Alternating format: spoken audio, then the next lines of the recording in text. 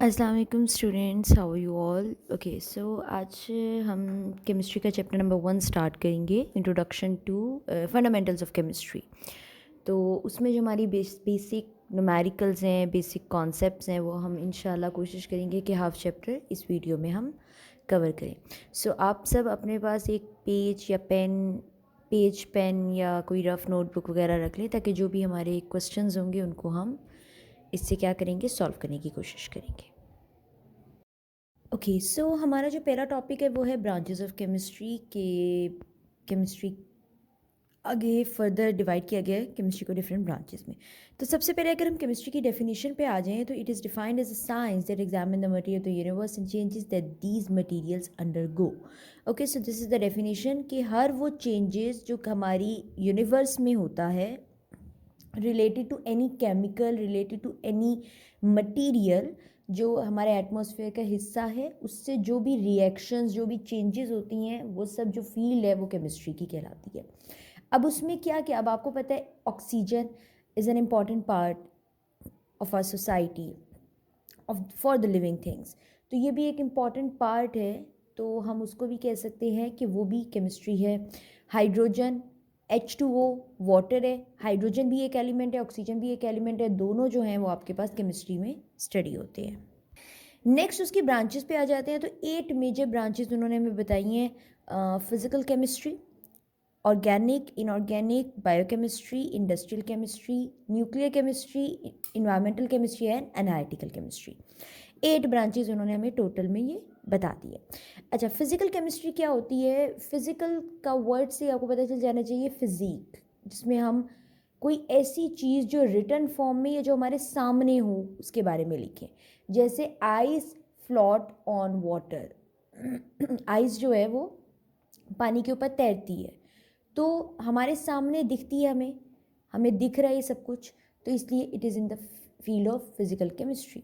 Physical chemistry में हम law theories पढ़ते हैं। थ्योरी होती है कि जब एक चीज़ 80% ठीक हो तो साइंटिस्ट उसको थ्योरी बना देते हैं, ठीक है, विच इज़ चेंजेबल। थ्योरी होती है जो वो चेंजेबल होती है।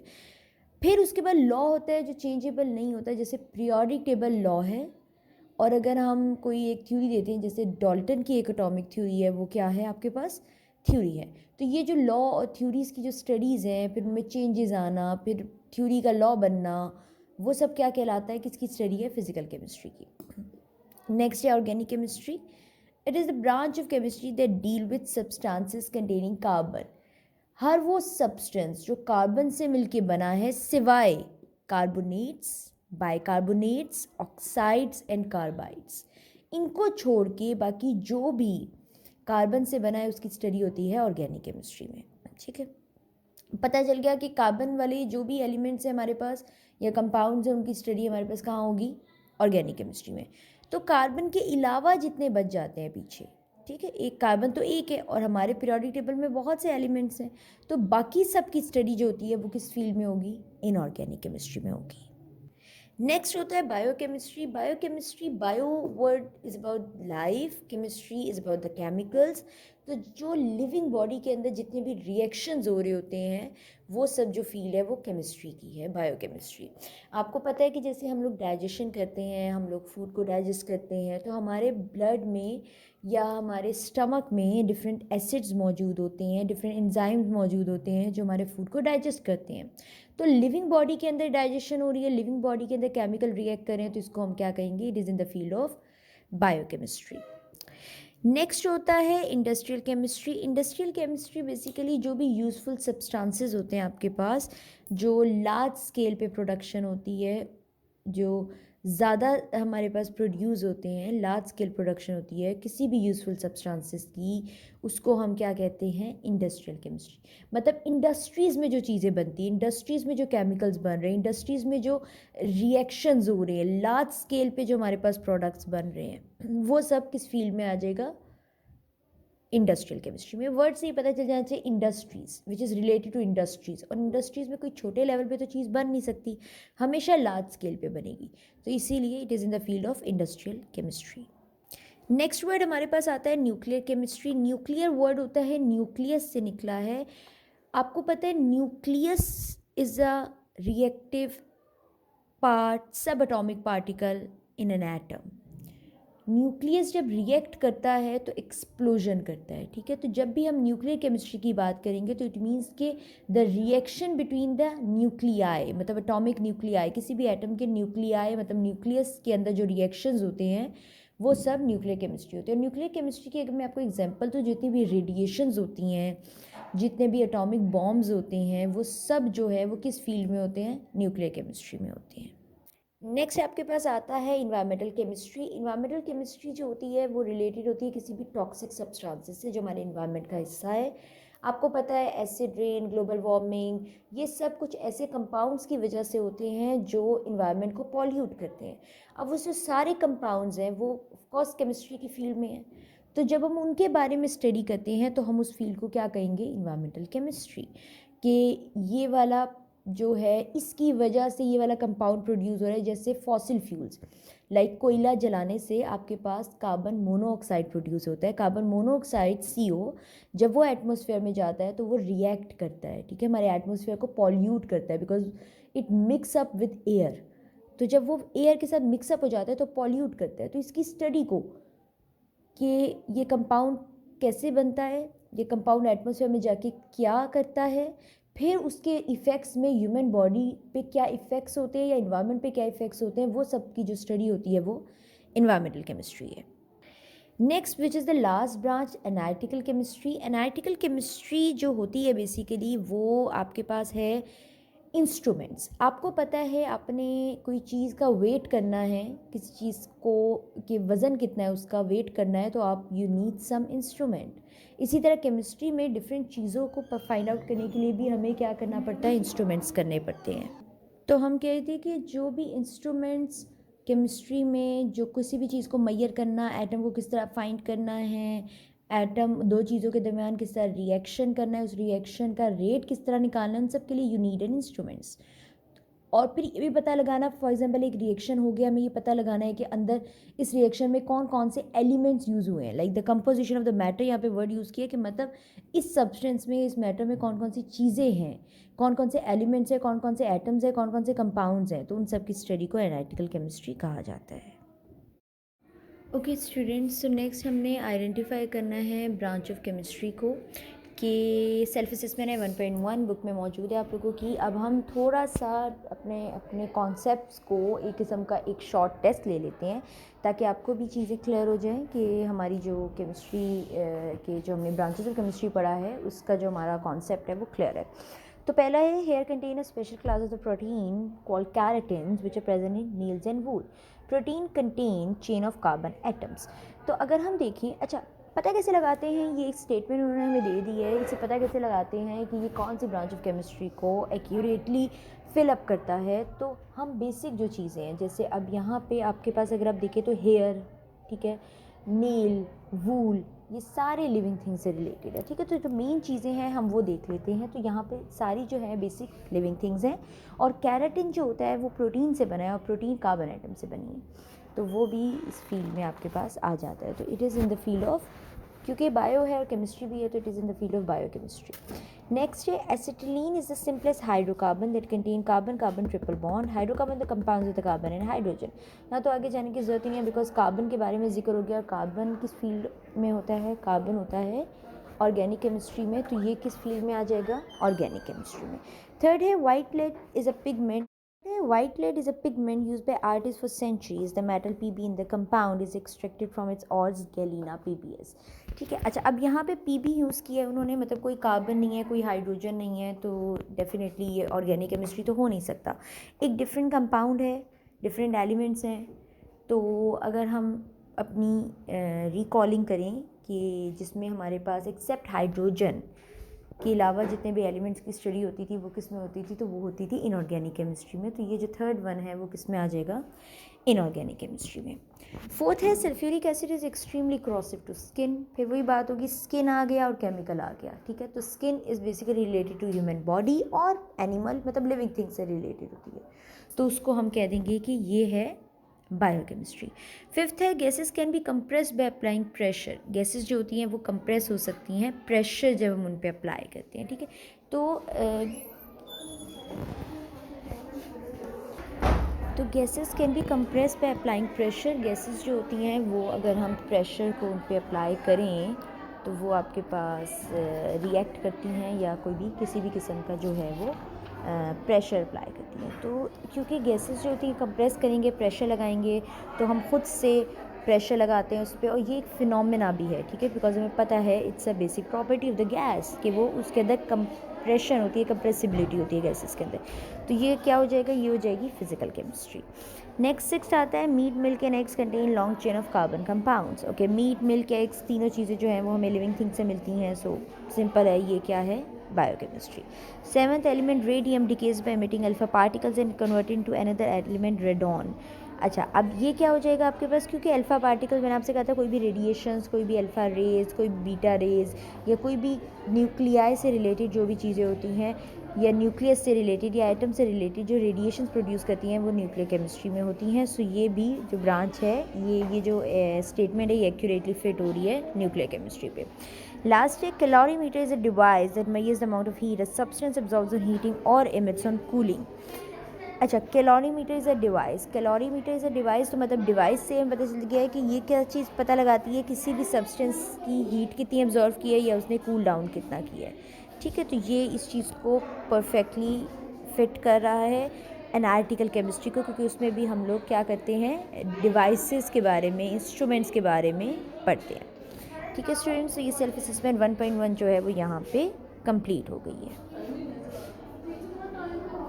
ये सो नेक्स्ट जो टॉपिक है हमारा वो है बेसिक डेफिनेशंस पे, कि जो केमिस्ट्री के हमने ब्रांचेस पढ़ ली कि ब्रांचेस क्या होती हैं। नेक्स्ट हम पढ़ेंगे कि बेसिक केमिस्ट्री जो चीज़ों पे डिपेंड करती है, जो मेन स्पेक्स हैं, जो मेन थिंग्स हैं केमिस्ट्री की, वो हम पढ़ेंगे।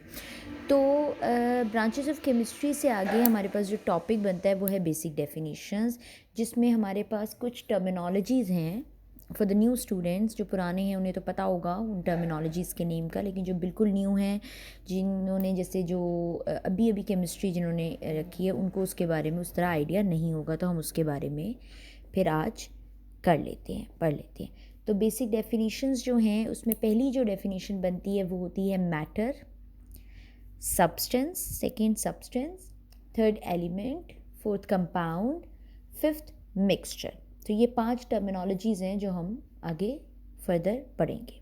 ओके, सो पहला जो हमारे पास टर्मिनोलॉजी बनती है वो है मैटर, ठीक है। मैटर हर वो चीज़ जिसके पास स्पेस होती है या जिसका मास होता है, मास मतलब वेट, हर वो चीज़ जो स्पेस कैरी करती है या जिसका मास होता है या वेट होता है, उसको हम कहते हैं कि इट्स अ मैटर। नेक्स्ट आपके पास आता है सब्सटेंस। सब्सटेंस होता है, मैटर तो हम किसी भी चीज़ को कह सकते हैं ना, जो सब्सटेंस होता है उसके पास किसी एक पर्टिकुलर एटम की करेक्टरिस्टिक्स होती हैं, that is a particular characteristics. तो सब्सटेंस का अगर हम कहें तो हम कहेंगे अ पर्टिकुलर करेक्टरिस्टिक्स, मतलब जिसके पास एक प्रॉपर करेक्टरिस्टिक्स होती हैं, हर चीज़ के बारे में नहीं, about the specific atom, particular characteristics about atom. तो अगर हम एग्जांपल ले लें इसकी, तो हमारे पास सब्सटेंस की जो एग्जांपल आएगी वो आ जाएगी, जैसे हाइड्रोजन हो गया, ऑक्सीजन हो गया, नाइट्रोजन हो गया। तो ये जो सारे हैं ये आपके पास सब्सटेंस हो जाएंगे। नेक्स्ट हमारे पास आ जाएगा एलिमेंट। एलिमेंट क्या होता है, आपने पूरा पीरियोडिक टेबल अगर हम देखें तो पीरियोडिक टेबल में फुल जो है वो आपके पास एलिमेंट मौजूद हैं। आपकी स्क्रीन पे इस टाइम पीरियोडिक टेबल में शो कराने लगी हूँ, तो वो पीरियोडिक टेबल है आपके पास जिसमें हमारे पास डिफरेंट एलिमेंट्स हैं, ठीक है।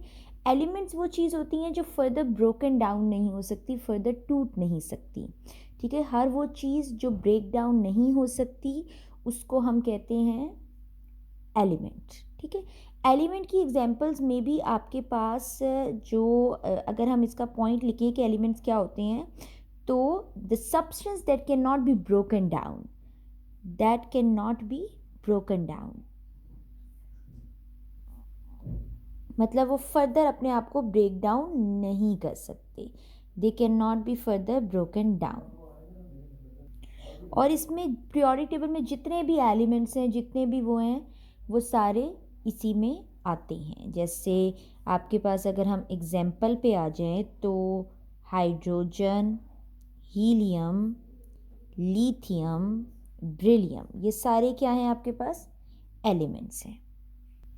Next compound. Compound basically made up of two और मोर एलिमेंट्स। अगर हम कंपाउंड्स की बात करें तो टू और मोर एलिमेंट्स, दो या दो से ज़्यादा एलिमेंट से मिलके आपके पास क्या बनता है?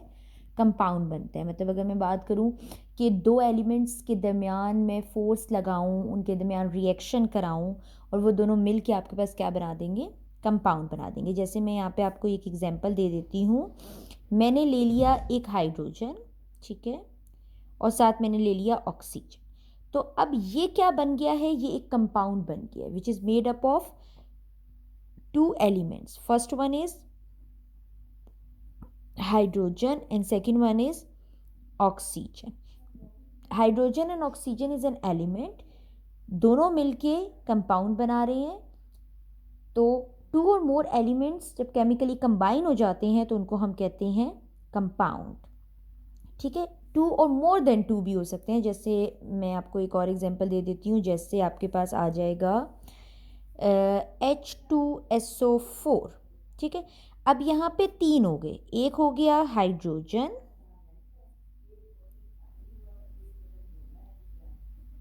S हो जाएगा सल्फर और O हो जाएगा ऑक्सीजन। तो हाइड्रोजन, सल्फर, ऑक्सीजन, तीन एलिमेंट्स हैं। तीनों एलिमेंट्स ने मिलके क्या बनाया? आपके पास कंपाउंड बनाया है। नेक्स्ट आपके पास जो आता है the fifth one, it's mixture. ठीक है, मिक्सचर क्या होता है? टू और मोर देन टू कंपाउंड्स। दो या दो से ज़्यादा कंपाउंड्स जब केमिकली कंबाइन होते हैं तो उनको हम कहते हैं मिक्सचर। अच्छा, अब यहाँ पे एक और चीज़ आ गई है। जैसे कंपाउंड्स और उनकी तो आपके पास नहीं थी, लेकिन मिक्सचर की आगे फर्दर टू टाइप्स हैं। पहली को हम कहते हैं होमोजीनस और दूसरी को हम कहते हैं हेट्रोजीनस।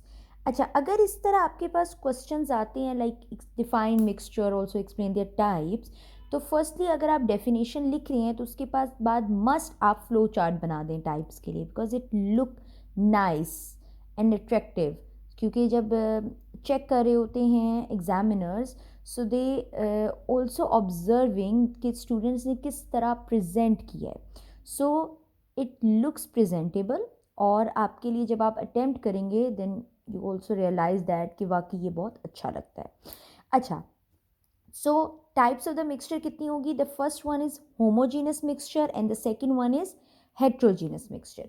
अगर हम इन दोनों का डिफरेंस करें कि होमोजीनस किसको कहते हैं और हेट्रोजीनस किसको कहते हैं, तो हमारे लिए बहुत ईजी हो जाएगा इसको फर्दर प्रोसेस करना। तो सबसे पहली heading according to homogeneous definition आ जाएगी, जिसमें हम इसकी डेफिनेशन लिखेंगे।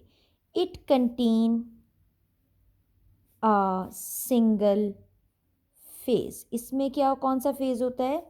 सिंगल फेज होता है, मतलब ये डिसॉल्व हो जाता है। होमोजेनस मिक्सचर का मतलब ये होता है कि जिसमें आप जब दो चीज़ों को मिक्स करते हो तो एक न्यू जो प्रोडक्ट बनता है, जब तक आप उसको टेस्ट या एक्सपेरिमेंटली उस चीज़ को प्रूव नहीं करते तब तक आपको वो समझ नहीं आती कि it is made up of two mixtures.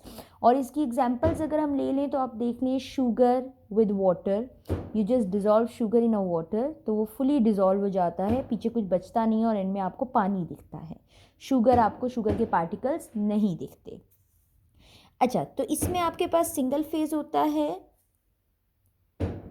It is visibly different components.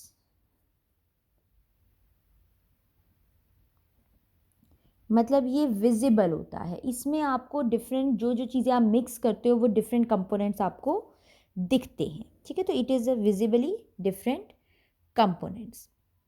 Definition के बाद अगर हम आ जाएं तो इनके नेम पे आ जाते हैं, बिकॉज आपको पता है फेडरल बोर्ड की रिक्वायरमेंट होती है 3 पॉइंट्स हमें पूरे करने हैं, तो हमें उस हिसाब से अपना जो प्रोसेस है, जो अटेम्पटेशन है, उसमें 3 पॉइंट्स हमें लाजमी, बिकॉज शॉर्ट क्वेश्चन 3 मार्क्स का आता है, तो एटलीस्ट हम 3 पॉइंट्स उसमें मस्ट लिखें। तो नेम आपके पास आ जाएगा होमो। होमो का मतलब क्या होता है? होमो means same and genus means structure. ठीक है, तो होमोजीनस का क्या मतलब हो जाएगा? Same structure. While hetero means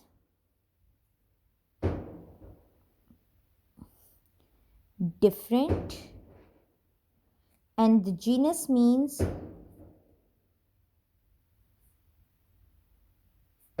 structure। तो ये हमारे पास 2 पॉइंट्स हो गए।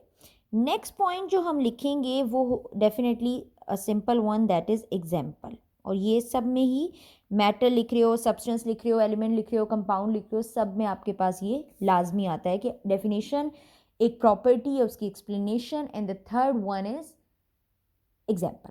तो अगर हम होमोजीनियस की एग्जाम्पल लिखें तो हम लिखेंगे शुगर मिक्स्ड विद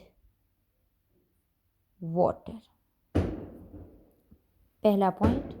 दूसरा सॉल्ट मिक्स्ड विद वाटर।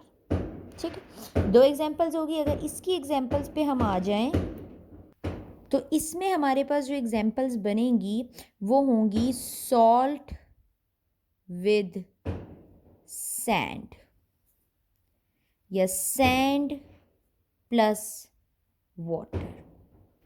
तो ये आपके पास होमोजेनस और हेट्रोजेनस का बेसिक डिफरेंस हो गया, जो हमारा नेक्स्ट टॉपिक था। ओके, सो नेक्स्ट जो हमारा टॉपिक है वो है एटॉमिक नंबर और मैथ्स नंबर्स। हमारी केमिस्ट्री की 9th की बुक के हिसाब से जो थर्ड टॉपिक हमारा बनता है वो बनता है एटॉमिक नंबर और मैथ्स नंबर्स। ठीक है, वेरी इंपॉर्टेंट थिंग, जब भी हम केमिस्ट्री में किसी भी चीज़ की तरफ या किसी भी टॉपिक की तरफ मूव ऑन करते हैं तो सबसे फर्स्ट जो चीज़ें होती हैं वो हमारे पास होता है पीरियोडिक टेबल। और पीरियोडिक टेबल में जो चीज़ें समझने वाली होती हैं वो एलिमेंट्स होते हैं and their specific atomic number and mass numbers. तो आज हम पढ़ते हैं कि how can we calculate atomic number, how what is atomic number, what was the basic definition of atomic number, what was the symbol of atomic number, and so on. जो भी चीज़ें हम इसमें अभी पढ़ेंगे, तो वही हम एक काम कर लेते हैं which is bit easy for us कि हम दोनों का डिफरेंस कर लेते हैं। सो ये मैंने एक डिफरेंस बना दिया है एटॉमिक नंबर और मैथ्स नंबर से रिलेटेड। सो अगर हम चेक करें तो हमारे पास 3 पॉइंट्स उसी तरह जिस तरह मैंने आपको बताया गया था कि फेडरल बोर्ड की रिक्वायरमेंट को फिलअप करना है आपने, तो मस्ट है कि आपको 3 पॉइंट्स जो हैं वो लिखने हैं। तो पहला है डेफिनेशन, दूसरा है symbol and the third one is formula. तो अगर हम एटॉमिक नंबर की डेफिनेशन देखें तो एटॉमिक नंबर कहते हैं, अच्छा सबसे पहले इंपॉर्टेंट चीज़ है ये समझना कि प्रोटॉन, इलेक्ट्रॉन्स और न्यूट्रॉन्स क्या होते हैं। ठीक है, तो एटम इन 3 चीज़ों से मिलके बनता है, इलेक्ट्रॉन्स, प्रोटॉन्स एंड न्यूट्रॉन्स। अब एटॉमिक नंबर क्या होता है? एटॉमिक नंबर होता है कि जितने भी नंबर ऑफ प्रोटॉन्स होते हैं, ठीक है, किसी भी एटम के अंदर जितने भी नंबर ऑफ प्रोटॉन्स होते हैं या नंबर ऑफ इलेक्ट्रॉन्स होते हैं, ठीक है, वो जो होता है वो आपके पास एटॉमिक नंबर कहलाता है। फॉर एग्जांपल आपको एक क्वेश्चन में दे दिया कि कार्बन का प्रोटॉन नंबर 6 है, ठीक है, और आपको कैलकुलेट करना है कि इसका एटॉमिक नंबर क्या होगा। तो अगर उन्होंने आपको प्रोटॉन या इलेक्ट्रॉन्स में से कोई एक चीज़ भी दे दी है, गिवन है, तो वही आपके पास एटॉमिक नंबर भी कहलाएगा। ठीक है, नेक्स्ट मैथ्स नंबर की अगर हम डेफिनेशन देखें तो वो होता है अगर हम प्रोटॉन और न्यूट्रॉन को प्लस कर देंगे, when you sum the proton, you just take the sum of the proton and neutrons, then the answer is mass number। तो प्रोटॉन और न्यूट्रॉन्स को जब प्लस कर दोगे तो वो क्या बन जाएगा? mass number। नेक्स्ट उन्होंने हमसे सिंबल कहा है, लाइक एटॉमिक नंबर लिखना थोड़ा बड़ा होता है, एक इस वजह से भी, दूसरा हर चीज़ का एक सिंबल होता है, हर चीज़ का तो नहीं लेकिन बेसिक चीज़ों का सिंबल वो जिससे उसको रिप्रेजेंट किया जाता है। तो यहाँ पे एटॉमिक नंबर का जो सिंबल होता है वो कैपिटल Z होता है और मास नंबर का जो सिंबल होता है वो कैपिटल A होता है। थर्ड वन है formula. Formula simple, atomic number का फॉर्मूला तो बहुत ही सिंपल है कि एटॉमिक नंबर इक्वल होते हैं प्रोटॉन के या इलेक्ट्रॉन्स के, ठीक है, सम नहीं है यहाँ पे। प्रोटॉन दे दिए जाएं, इलेक्ट्रॉन दे दिए जाएं, कुछ भी दे दिया जाए, वही एटॉमिक नंबर कहलाएगा। मास नंबर होता है जिसमें हम प्रोटॉन को न्यूट्रॉन से प्लस कर देते हैं, प्रोटॉन प्लस न्यूट्रॉन। पर अगर ऐसा हो जाए कि आपको न्यूट्रॉन फाइंड करने के लिए आ जाए तो उसका भी एक फॉर्मूला होता है जिसको हम इसी फॉर्मूले को चेंज कर लेंगे। न्यूट्रॉन इस साइड पे आ जाएगा तो मास नंबर उधर चला जाएगा, तो फॉर्मूला बन जाएगा neutron is equal to mass number minus proton. Clear? तो ये जो था ये बेसिक डिफरेंस था एटॉमिक नंबर और मास नंबर का। इससे रिलेटेड जो न्यूमेरिकल्स हैं वो हम कर लेते हैं ताकि हमारी ये क्यूरीज भी जो हैं वो दूर हो जाएं कि इससे रिलेटेड न्यूमेरिकल्स किस तरह के होते हैं। Okay students, so now this is the numerical कि इस तरह के क्वेश्चंस आपके पास आ जाते हैं। तो क्वेश्चन क्या है, if the proton number is 20, मतलब अगर उन्होंने हमसे कहा है कि अगर एक किसी भी एलिमेंट का जो प्रोटॉन नंबर है वो 20 है एंड मास नंबर इज़ 40, और मास नंबर अगर हम आ जाएं तो वो 40 हो जाएगा। तो आपको फाइंड करना है ए एंड जेड। अगर लेक्चर आपको याद हो तो ए जो है it is called mass number and Z is called atomic number. अच्छा, एक और इम्पॉर्टेंट चीज़, जब भी आपको न्यूमेरिकल किसी भी सब्जेक्ट का, like it is in the physics, it is in the chemistry, आपको 4 जो थिंग्स हैं उसको बहुत अच्छे से याद रखना चाहिए, और उसके बिना बोर्ड जो है वो आपको चेकिंग के नंबर सही नहीं देता। तो पहली जो चीज़ है वो होता है डेटा। डेटा मस्ट बनाना है। डेटा क्या होता है? डेटा वो चीज़ होती है, गिवन डेटा या जो चीज़ें गिवन होती हैं, जो चीज़ें स्टेटमेंट में दी हुई होती हैं। दूसरा आता है फाइंड। टू फाइंड में वो चीज़ें आती हैं जो आपको कैलकुलेट करनी होती हैं, जो निकालनी होती हैं। थर्ड आता है फॉर्मूला, कि जो चीज़ें फाइंड करनी है उसका बेसिक फॉर्मूला क्या बनता है। और फोर्थ आता है सॉल्यूशन। तो अगर 3 मार्क्स का क्वेश्चन है तो 0.5 मार्क्स डेटा के होते हैं, टू फाइंड के 0.5 मार्क्स होते हैं, 0.5 मार्क्स फॉर्मूले के होते हैं, और 1.5 मार्क्स सॉल्यूशन का होता है, बिकॉज सॉल्यूशन में यूनिट्स भी मस्ट लिखने होते हैं अगर यूनिट आते हैं तो। अब यहाँ पे हम इस क्वेश्चन को सॉल्व करते हैं, तो हम सबसे पहले डेटा बनाते हैं। डेटा में वो चीज़ें लिखेंगे हम जो हमारे पास गिवन होती है। अब यहाँ पे क्या चीज़ गिवन है? If the proton number is 20, तो हमारे पास क्या चीज़ गिवन है? Proton number. तो हम यहाँ पे लिख देंगे प्रोटॉन। प्रोटॉन कितने हैं हमारे पास? 20। एंड मास नंबर इज़ 40, तो हमारे पास जो मास नंबर है वो कितना है?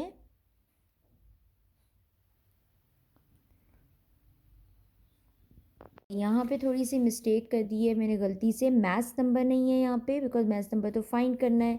यहाँ पे है न्यूट्रॉन, ठीक है। और न्यूट्रॉन जो है वो आपके पास हैं 40 कर लें, ठीक है। अगर प्रोटॉन नंबर 20 है तो नेक्स्ट जो हमारे पास गिवन है वो क्या है? न्यूट्रॉन। न्यूट्रॉन कितने उन्होंने लिख दिए हैं? 40।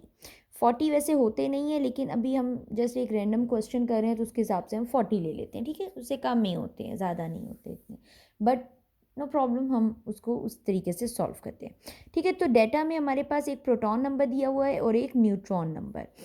अगला जो हमारे पास हेडिंग बनती है, डेटा हो गया। नेक्स्ट हमारे पास जो हेडिंग बनती है वो बनती है टू फाइंड की। फाइंड क्या करना है? तो क्लियर है हमारे पास, हमने ए और जेड फाइंड करना है। A is called the mass number. Mass number को आप क्या कहते हैं? ए कहते हैं। और एटॉमिक नंबर को आप क्या कहते हैं? जेड कहते हैं। तो ये दो चीज़ें हमने क्या करनी है? फाइंड करनी है। थर्ड जो हमारे पास आएगा, थर्ड चीज़ वो होती है फॉर्मूला। तो हम दोनों चीज़ों को फाइंड करने के लिए जो बेसिक फॉर्मूला लगता है वो हम यहाँ पे लगाएंगे। तो मास नंबर को फाइंड करने के लिए फॉर्मूला आता है proton plus neutron, simple easy. Second, atomic number को सॉल्व करने के लिए हमारे पास आता है, एटॉमिक नंबर इक्वल होता है प्रोटॉन के या इलेक्ट्रॉन के, दोनों में से जो चीज़ दे दी जाएगी वही आपके पास एटॉमिक नंबर होता है। ठीक है, तो हमारे पास डेटा भी बन गया, फाइंड भी एंड फॉर्मूला भी। Last part solution. सॉल्यूशन में हम इसको सॉल्व करेंगे। तो पहले हम एटॉमिक नंबर को सॉल्व कर लेते हैं। तो एटॉमिक नंबर का फॉर्मूला था, ये इक्वल होता है प्रोटॉन की। ठीक है, प्रोटॉन की वैल्यू क्या थी आपके पास 20, तो हम प्रोटॉन की जगह यहाँ पे क्या लगा देंगे 20। तो आपके पास जो एटॉमिक नंबर की वैल्यू आई वो क्या आई 20। ठीक, तो अच्छा, ये जो मैंने बार सी बना दी है ये मार्कर से बनाया करें, बिकॉज ये थोड़ा अट्रैक्टिव लगता है, इससे पता चलता है कि आपका पहला पार्ट का जो है वो आंसर आ चुका है। दूसरा हम मैथ नंबर ले लेते हैं। मैथ नंबर इक्वल होता है प्रोटॉन प्लस न्यूट्रॉन के। प्रोटॉन कितने हैं 20, न्यूट्रॉन्स कितने हैं 40। तो स्पेसिफिक जगहों पे जो उसमें आता है वो हम लिख लेते हैं। अब इन दोनों को अगर हम प्लस करें तो हमारे पास आता है 60। तो आपके पास मैथ नंबर क्या आ गया 60 आ गया। तो हमारी जो रिक्वायरमेंट थी फाइंड की मैथ नंबर वो भी हमारा कैलकुलेट हो गया, और जो एटॉमिक नंबर था वो भी हमारा कैलकुलेट हो गया। आई थिंक स्टूडेंट्स होपफुली कि आप लोगों को ये साथ साथ समझ आ गया होगा। इससे रिलेटेड जितने भी क्वेश्चंस हैं उनको करने की कोशिश करें आपकी एक्सरसाइज में या जहाँ भी हैं, तो वो प्लीज़ उसको आप सॉल्व आउट करने की कोशिश करें, तो आप लोगों के लिए इजी हो जाएगा वो चीज़। ठीक है, थैंक यू स्टूडेंट्स। ओके, अल्लाह हाफिज़।